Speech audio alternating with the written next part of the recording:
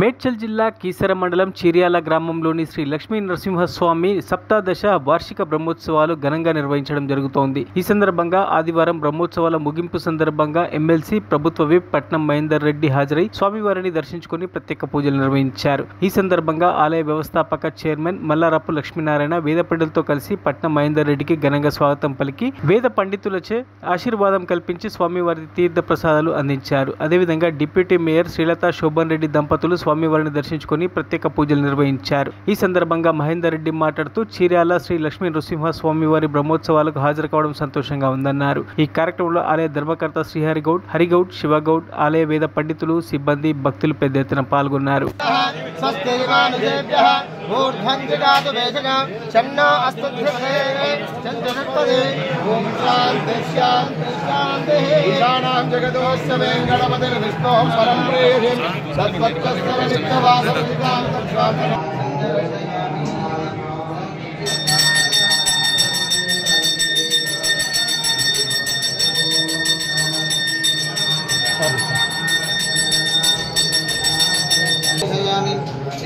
लक्ष्मी नरसिंहस्वामी गोविंद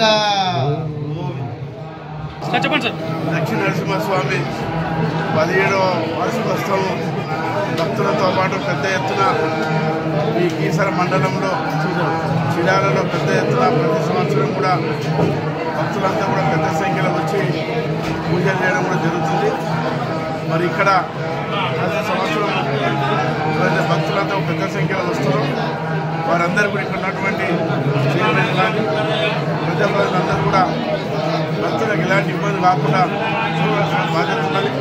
పవిత్రమైనటువంటి టెంపుల్ ఇది।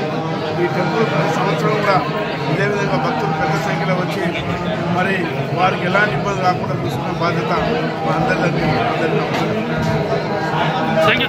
మరిన్ని అప్డేట్స్ కోసం మా ఛానల్ని సబ్స్క్రైబ్ చేయండి।